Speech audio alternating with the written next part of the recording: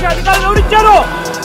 మధుసూదన్ రావు గుర్తుపెట్టుకో, ఎంతకాలం ఇలా మాదిరిగా ఉండదు. ప్రజాస్వామ్యంలో ఉన్నాం మనం. ఈ టోపీ మీద ఉన్న సింహాలకు అర్థం ఏమిటో తెలుసా? అధికారంలో ఉన్న వాళ్ళకు సెల్యూట్ కొట్టడం కాదు, ప్రజాస్వామ్యాన్ని కాపాడడం కోసం మీరున్నారు. గుర్తుపెట్టుకోండి.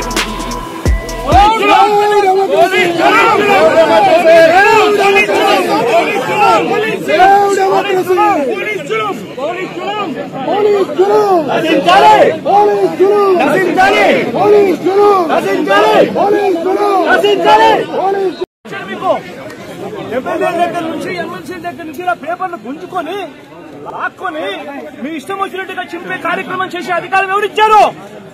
మధుసూదన్ రావు గుర్తుపెట్టుకో, మధుసూదన్ రావు గుర్తుపెట్టుకో, ఎల్లకాలం ఇలా మాదిరిగా ఉండదు. ప్రజాస్వామ్యంలో ఉన్నాం మనం. నీ టోపీ మీద ఉన్న సింహాలకు అర్థం ఏమిటో తెలుసా? అధికారంలో ఉన్న వాళ్ళకు సెల్యూట్ కొట్టడం కాదు.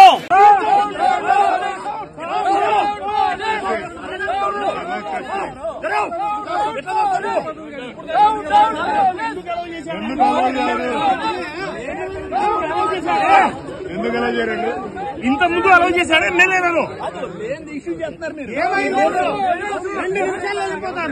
ఎమ్మెల్యేలు అలౌ చేశారండి, మాకు తెలియదా?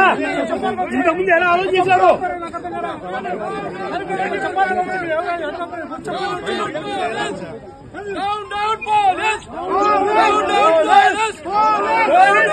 అధికారంలో ఉన్న వాళ్ళకు సెల్యూట్ కొట్టడం కాదు, ప్రజాస్వామ్యాన్ని కాపాడడం కోసం మీరున్నారు. గుర్తుపెట్టుకోండి.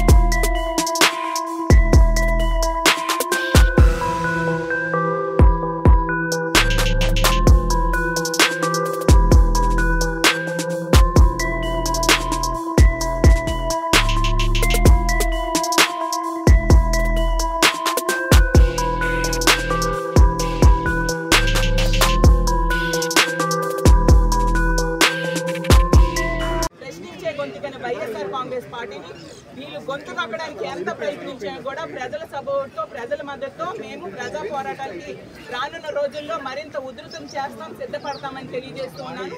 అలాగే ఢిల్లీలో ఎల్లుండి మా పార్టీ ఆధ్వర్యంలో ఈ దారుణాలన్నిటి మీద ధర్నా చేసి అక్కడ ఫోటో ఎగ్జిబిషన్ కూడా, వీడియో ఎగ్జిబిషన్ కూడా పెట్టి కేంద్ర స్థాయిలో పెద్దల దృష్టిలో కూడా పెట్టి ఇక్కడ శాంతి భద్రతలు నెలకొట్టేట్టుగా డిమాండ్ చేస్తామని తెలియజేస్తూ ఉన్నాను.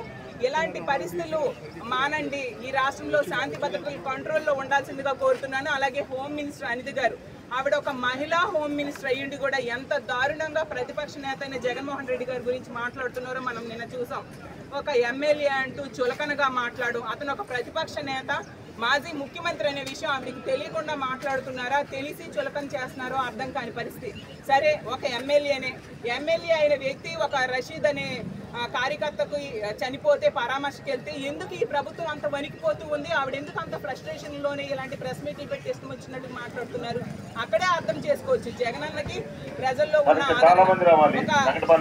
జగనన్న ప్రజల్లో ఎంత ఆదరణ ఉంది, ప్రజల తరఫున ఎంతగా పోరాటాలు చేస్తారు కాబట్టి భయపడి ఇలాంటి మాటలు మాట్లాడుతూ ఉన్నారు. అసలు తన పక్క నియోజకవర్గంలో దర్శిని అనే అమ్మాయి చనిపోతే చావుకు కారణం ఆ ఇంట్లో వాళ్ళు ఎన్నిసార్లు పోలీసులు కంప్లైంట్ ఇచ్చినా కూడా పట్టించుకోకుండా నిర్లక్ష్యం చేయడం వల్ల ఆ దుర్మార్గుడు సురేష్ అనే వ్యక్తి గొంతు కోసి చంపిస్తే కనీసం పరామర్శ చేయలేదు సరికదా. దర్శినికి పోస్ట్ మార్టంకి కూడా కనీసం ఆర్థిక సహాయం చేయని దాన్ని కప్పిపుచ్చుకోవడానికి ఇలాంటి మాటలు పెట్టిన ప్రజలు నమ్మరు. తన సొంత నియోజకవర్గంలో 2 మహిళలకి బట్టలు చింపి తెలుగుదేశం పార్టీ కార్యకర్తలు దారుణంగా దండించినా కూడా ఆ మహిళల మీదే మళ్ళీ తీర్పు కేసు పెట్టించిన దారుణమైన పరిస్థితులు హోమ్ మినిస్టర్ గారి సొంత నియోజకవర్గంలో ఉన్నాయి. అలాగే ఆ ముచ్చిమర్రి సంఘటన నిజంగా ప్రజాస్వామ్యం సిగ్గుపడేట్టుగా ఆ అమ్మాయిని చంపేసి ఇన్ని రోజులైనా కూడా డెడ్ బాడీ దొరకపోవడం ప్రభుత్వం తాలూకా చేతగానితనం. ఆ పేరెంట్స్ ఎంతగానో కోరుకుంటున్నారు సీఎం అయినా డిప్యూటీ సీఎం అయినా హోమ్ మినిస్టర్ అయినా పరామర్శకు రండి, ధైర్యం చెప్పండి అని. కానీ ఎవ్వరూ కూడా ఇప్పటి వరకు వెళ్ళని పరిస్థితి. దీన్ని బట్టి అర్థమవుతుంది ఎంత ప్రజా సమస్యలైనా ప్రజల బాధలైనా వీళ్ళకి ఎంత తేలిక భావమో చులకన భావమో అని. కాబట్టి మేము అందరము కూడా మా వైఎస్ఆర్ కాంగ్రెస్ పార్టీ ఆధ్వర్యంలో ప్రజల తరఫున పోరాటం చేయడానికి సిద్ధంగా ఉన్నాము. మీడియా సమావేశాలు పెట్టి కామెడీ పండిస్తూ చనిపోయినటువంటి కుటుంబాలని పరామర్శించకపోగా అది వారి వ్యక్తిగత కారణాలతోటి చనిపోయారని ఒక అబద్ధపు ప్రచారం చేయడం అనేది ఇది హర్షించదగ్గ విషయం కాదు. తీవ్రంగా ఖండించాలి.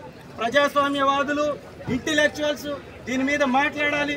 ఈ రాష్ట్రంలో జరుగుతున్నటువంటి ఈ దమనకాండని ఆపడానికి ప్రతి ఒక్కరు కూడా చైతన్యంగా ముందుకు రావాలని మీ అందరినీ కూడా కోరుతున్నాం. కొన్ని మీడియా వ్యవస్థల్ని, కొన్ని మీడియా సంస్థల్ని వాళ్ళ జేబు సంస్థలుగా మార్చుకున్నటువంటి కూటమి ప్రభుత్వం అదే పనిగా దాడులు చేస్తూ ఆ దాడులను బయటకు రానివ్వకుండా, ఆ దాడుల్ని బయట ప్రజలకి చేరనివ్వకుండా వారి యొక్క మీడియా వ్యవస్థల్లో తప్పుడు ప్రచారం చేస్తున్నారు. ఇది కూడా నార్మల్ మీడియా వ్యవస్థలన్నీ కూడా ఖండించాలి, చూపించాలి. నాయకుల మీద దాడులు, కార్యకర్తల మీద దాడులు, ఎవరు మాట్లాడితే వారి మీద దాడులు చేయడం, వారి విధానంగా మార్చుకొని భయభ్రాంతులకి గురి చేసి వారి ఇష్టారాజ్యంగా ఈ రాష్ట్రాన్ని దోచుకోవాలనేదే వారి ఆలోచన. కాబట్టి అలాంటి దోపిడీకి అడ్డుగా నిలబడతాం. వైఎస్ఆర్ కాంగ్రెస్ పార్టీ ఈ యొక్క ప్రజల కోసం పోరాటం చేస్తుంది. ఈ కూటమి ప్రభుత్వం యొక్క ప్రజాస్వామ్య వ్యతిరేక విధానాలని ఎండగడుతుందని మీ అందరికీ సవినయంగా మనవి చేసుకుంటున్నాం. రేపు ఎట్టి పరిస్థితుల్లో ధర్నా కార్యక్రమం ఢిల్లీలో కూడా చేసి జాతీయ మీడియాలో, దేశంలో కూడా దీని మీద చర్చ జరిగే విధంగా కృషి చేస్తామని మీ అందరికీ తెలియజేసుకుంటున్నాం. Thank you very much. జై జగన్.